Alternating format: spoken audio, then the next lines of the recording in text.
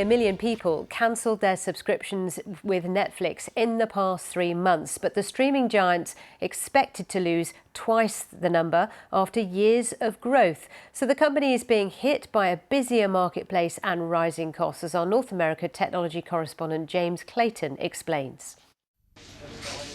If you're old enough, you'll remember this. Going to an actual physical shop and renting out DVDs. How quaint.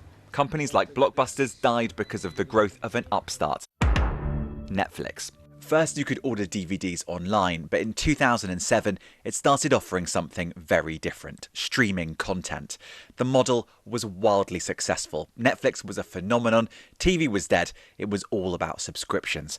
Well, not quite. Netflix was the big disruptor in the category. And what it's facing right now is it's facing disruption itself. Here in Silicon Valley, Netflix has just released its new audience figures for the last quarter, and they're not especially good. They lost 1 million subscribers in the last 3 months. So what's gone wrong? For one, there is simply loads of competition. Disney+, Amazon Prime, HBO Max, Apple TV, to name but a few. And that competition has created a brutal spending war. The top 8 streamers are predicted to spend more than $100 billion on content this year. Netflix has come up with some monster hits in recent times. Think Squid Games, The Crown. And Netflix Productions were nominated for 27 Oscars this year. The company is still making good content. But the cost of living crisis has led to belt-tightening, with families across the world looking at streaming services as a potential saving. Many other households don't have a Netflix account at all, but share the login of friends or family.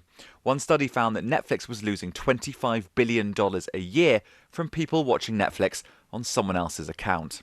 But Netflix has known about this problem for years and hasn't been able to stop it from happening. Instead, Netflix is now looking at adverts as a potential solution.